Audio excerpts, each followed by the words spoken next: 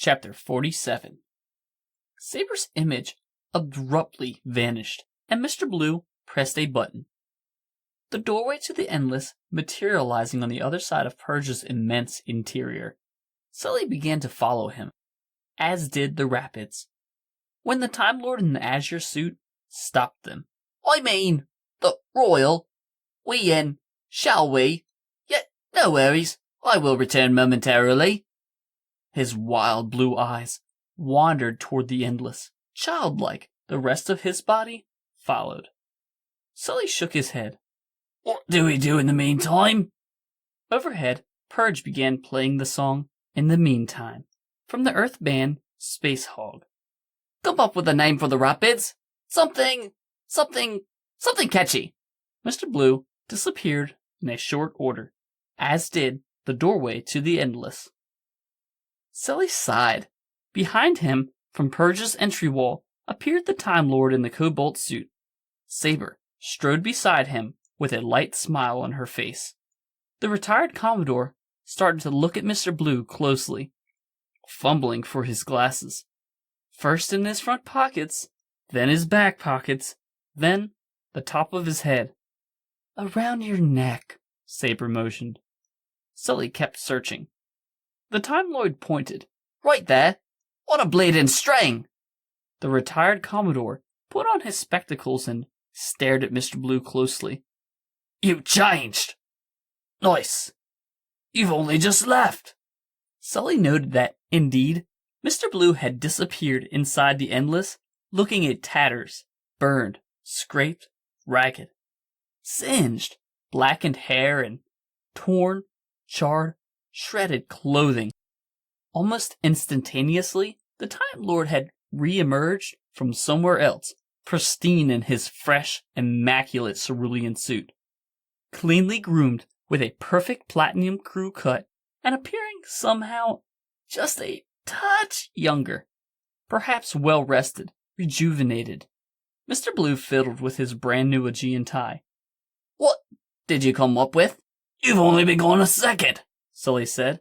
John Smith, the Rapids replied. Taken. The Time Lord walked to Purge's aquamarine control console. Pardon me, old boy, but where did you go? Just now? Well, yes. The retired Commodore shrugged. You look as if you've been on a holiday. Saber strode across the giant bridge, began tinkering on the Arctic and Teal multi-user podium. Not to worry, a quick jaunt to take care of something. Oh, all right then. The retired Commodore lit a cigarette. How long? Mr. Blue tilted his head. 8 years. The retired Commodore coughed. 8 years? You've just been gone a damn... The time agent's vortex manipulator emitted a single pulsing light, then began a buzzing alarm. Gotta go, she regarded Mr. Blue. So, you're clear. The architect said your involvement at the Midpoint Hotel saved those 2 Rothlanders' children. You can't look at it as if you lost their parents. You saved them. You've also been locked onto Deceit's temporal wave arc.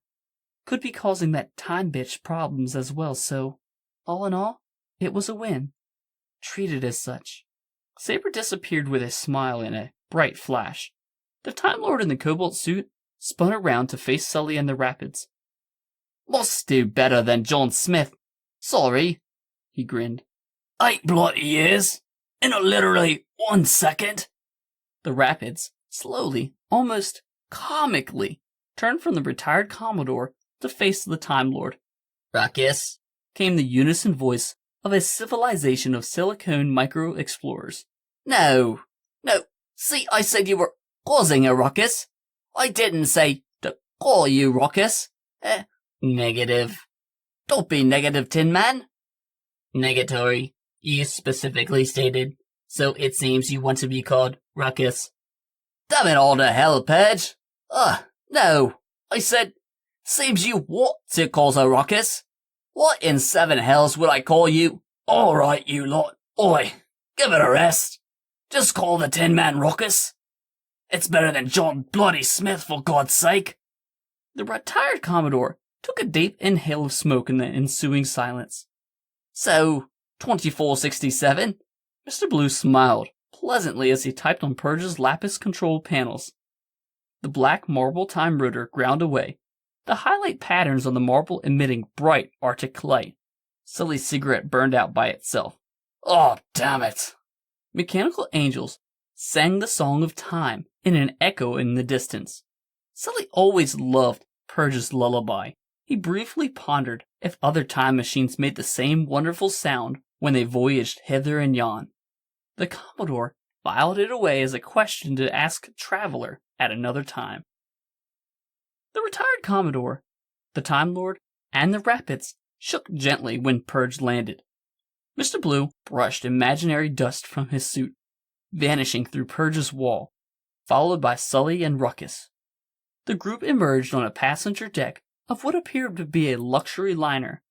Purge had materialized on a wall next to a fairly vacant restaurant, tucked away in a shadow by a couple of decorative chairs and tables. Onlookers would see a curious, weathered blue clock, yet abruptly lose interest. Nothing to see here, folks. Nice place. Almost as pretty as the midpoint, Sully remarked. Mr. Blue said, before it violently rattled about as it was deconstructed and we were attacked, and it burst into flames and fell apart and exploded. Well, yeah, sure. There was that. The Time Lord typed away on his temporal wrist device as Sully observed a few straggling guests. Must be late. He felt the rhythmic movement under the gigantic vessel and was reminded of the service, being out on the ocean. Outside, there was an ocean. Of course, one of a multitude of infinite black. It was dotted by galaxy clusters and supernovas. The cruise liner, or whatever they had landed on, was out in deep, deep space.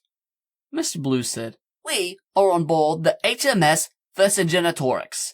As I've said, it is currently 2467, 100 years from where we were. Mr. Blue nodded. Correcto mundo. The midpoint disaster is an ancient event, barely remembered by the people that populate this ship.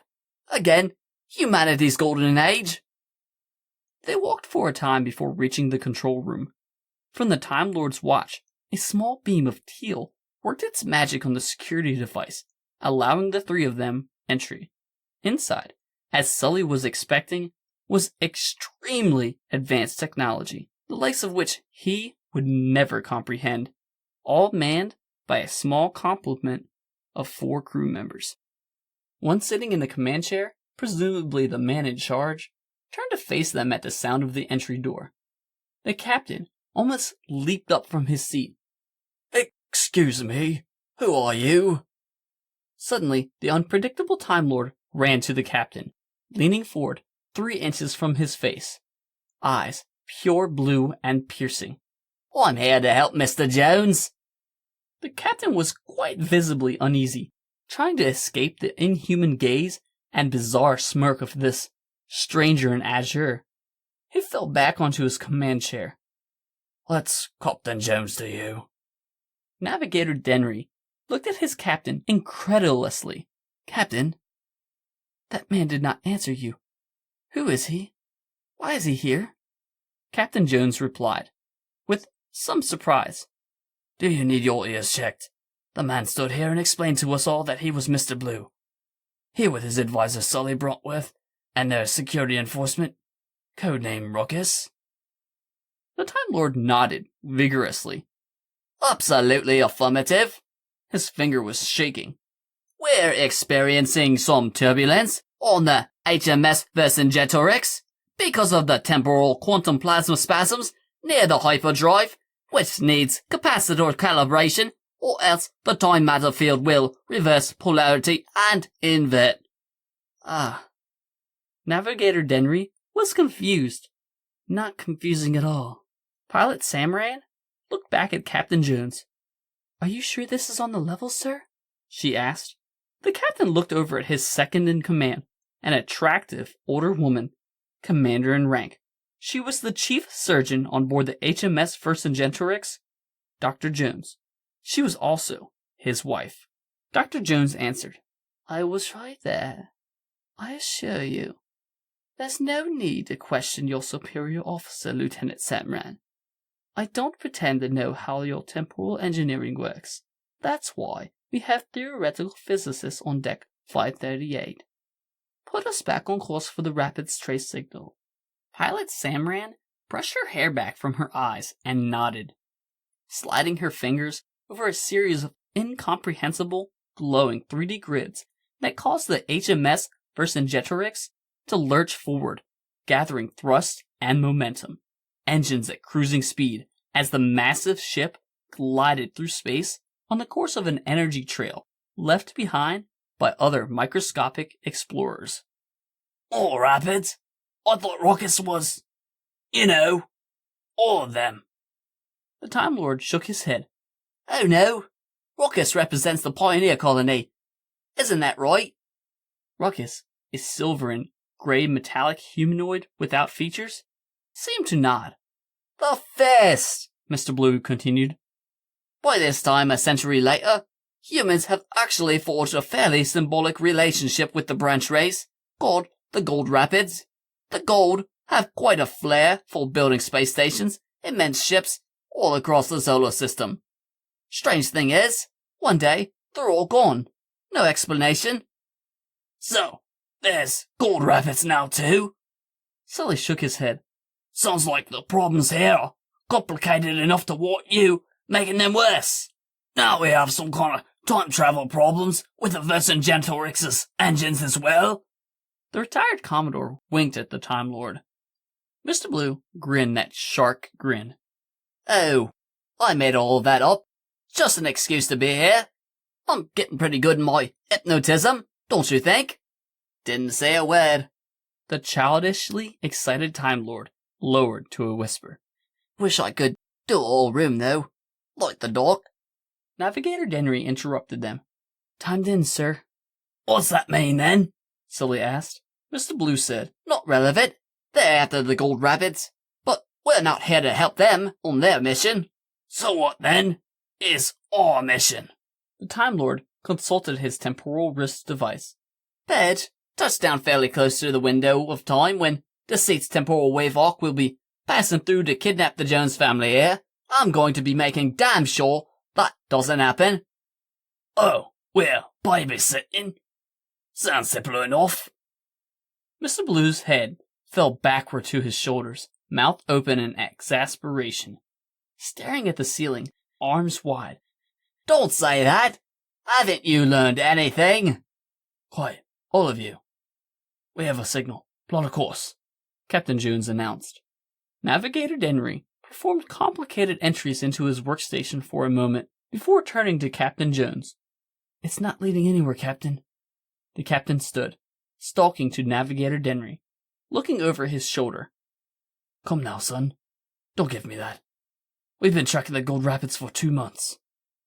Mr. Blue abruptly strode over to the workstation, typing furiously. Navigator Denry began to protest. What the hell do you think you're doing?